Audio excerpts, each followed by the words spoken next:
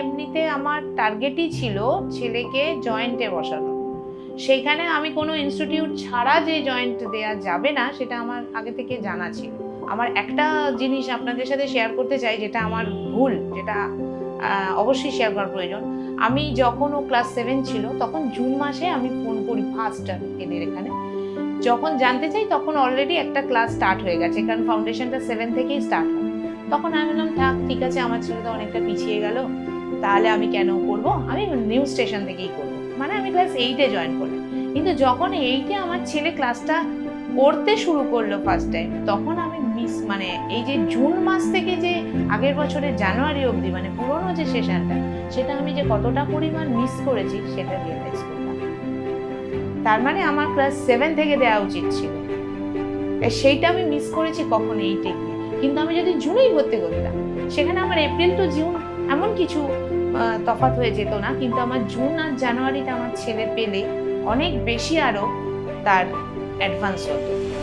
যেটা আমার টার্গেট সেটা আরো বেশি ভালো করে ফুলফিল হতো।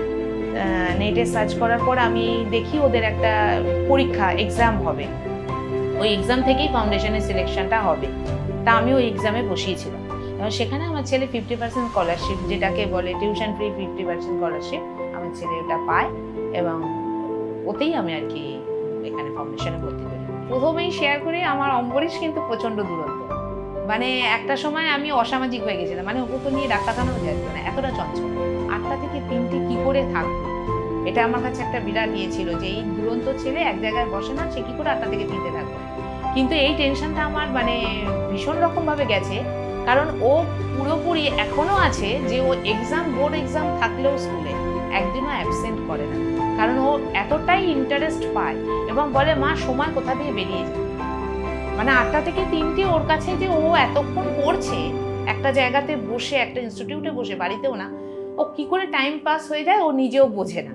সেই জন্যে আর অসুস্থ, মানে খুব অসুস্থ না হলে, মানে জ্বর আর আমি হয়তো আটকাই, না হলে ও অ্যাবসেন্ট করবে না, এখনো পর্যন্ত করেনি। এখন বোর্ড এক্সাম দিতে যাচ্ছে, আমি বলছি অ্যাবসেন্ট কর, এইবার পরীক্ষা আসছে, মানে তাকে তাও অ্যাবসেন্ট করানো যাবে না, এতটাই ও ইন্টারেস্ট পায়।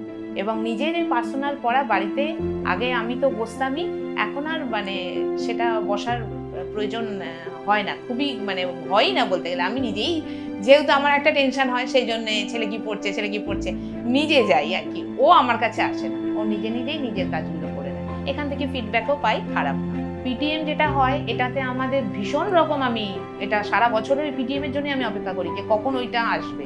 একটা পরীক্ষা, ইউনিট পরীক্ষার পরেই আমাদের পিটিএম দেওয়া হয়। এতে কি হয়, স্টুডেন্ট, আমরা গার্জেন এবং টিচার, তিনজনের যে আমাদের একটা স্টুডেন্ট পড়ছে, স্টুডেন্টের মধ্যে গ্যাপটা টিচার ভালো বুঝছে, এবং আমি যেহেতু একেবারেই আলাদা হয়ে যাই, টিচার আর স্টুডেন্টের মধ্যে যে এটা থাকে সেটা আমি জানতেও পারি না যে টিচার ওর সম্পর্কে কি বলছে, বা ও টিচারের সম্পর্কে বাড়িতে গিয়ে বলতে পারে আমাকে ইন্ডিভিজুয়ালি। এই যে জিনিসটা এত সুন্দর এখানে প্রোগ্রামটা করা হয়, যে বাচ্চাদের যে কোনো একটা টিচারের সম্পর্কে কোনো একটা কিছু থাকতে পারে, যে এই টিচারের বোঝানোটা আমাদের অসুবিধা হচ্ছে, আর একটু ভালো হয়, আর একটু ডিটেলসে বলতে পারলে ভালো হয়, সেটা জানানোর জন্য অনেক বাচ্চাই ভয় পায়। কিন্তু এখানে এমন একটা প্রসিডিওর হয় পিটিএমে, যেটা অবলীলা কোনো বাচ্চা বলতে পারে, তাদের কোনো ভয় নেই যে আমার এই টিচারের উপর একটা হয়ে যায়, যা তো স্কুলে হয় সাধারণত, সেই ভয়টা নেই। আর দ্বিতীয়ত আমরাও ভালোভাবে বুঝতে পারি যে আমার ছেলে কতটুকু কি পড়াশোনা করছে, কি ফাঁকি দিচ্ছে, টিচার কি বলছে। এটা আমাদের গার্জেন, স্টুডেন্ট এবং টিচারের সাথে একটা দিন আমাদের এরকম পিটিএম বসা হয় 4টে সাবজেক্টের জন্য, একদম ক্লিয়ার আমরা হয়ে যাই। এই প্রোগ্রামটা আমার খুব ভালো লাগে। এখানে থাকতে থাকতে একটা ফ্রেন্ড রিলেশন হয়, সেখানে অন্য একটা সিবিএসসি, মানে আমি ওয়েস্ট বেঙ্গল, এখানে সিবিএসসিও আছে, আইসিএসসিও আছে।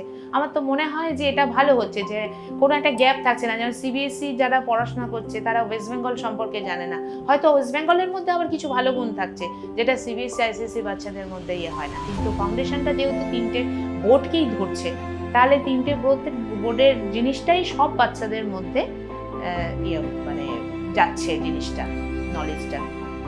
অবশ্যই, কারণ আমি অনেকটাই আমার ছেলের তরফ থেকে রেজাল্ট পেয়েছি, কারণ এই সময়টা একটা পার্টিকুলার সাবজেক্টকে চুজ করা, আমি কোন পথে যাব, সায়েন্স নেব, ফিজিক্স নেব কি বায়োলজি নেব, এটা আমাদের পক্ষেও সম্ভব না, আর বাচ্চার পক্ষে তো সম্ভবই না, যতক্ষণ না এখনো আমার মাধ্যমিক হয়নি।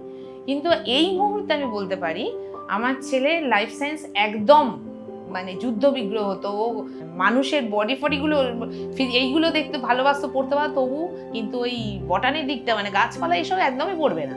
তাকে নাম্বার মানে পাওয়ানোটা আমার পক্ষে খুব কঠিন হতো। কিন্তু এখন ও নিজের পথটা খুঁজে পেয়েছে, কারণ ও কী নিয়ে পড়বে।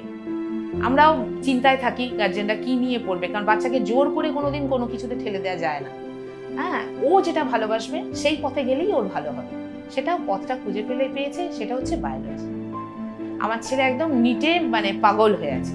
বাড়িতে কোনো রকম যদি কারোর অসুস্থতা হয়, ও প্রেসক্রাইব না করতে পারুক, কি কারণে ডিটেলস হয়েছে অর্গান সমেত বুঝিয়ে দেয়, এবং ডাক্তারও সেটা বোঝায়। ও নিজেও যখন অসুস্থ, আইসক্রিম খাওয়ায়নি, বিয়ে বাড়ি গেছি, কাশছে খুব, ডাক্তার বলছে তার আগেই ও অর্গান নিয়ে বলে দিচ্ছে, দেখেছেন তো মা আমাকে কেন ওটা আইসক্রিমটা খেতে দিচ্ছে না, এটার সাথে তো এটা কোনো দরকার নেই, বলে কোথায় কি অর্গানে কি হয়েছে, কিসের জন্য কি, সব বুঝিয়ে দিচ্ছে।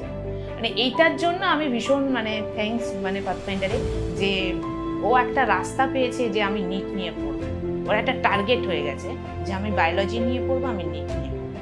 আগে কিন্তু সেটা ছিল না, আগে নানা রকম কিছু ভাবতো, আমি হব, ফিজিক্স নিয়ে পড়বো, কখনো বলতো আমি এরোনটিক্যাল সায়েন্টিস্ট হব, কোথায় কি জানা নেই, অথচ এরোনটিক্যাল সায়েন্টিস্ট হব, কালামের এইসবগুলো ভাবতো, বই পড়তো, এইসব করতো, ডিজাইন করতো এইসব। কিন্তু তখন মানে এতটা ডিপলি ও একটা সাবজেক্টকে নিয়েছে, ভালোবাসতে শিখেছে, এটা পাথফাইন্ডারের জন্য।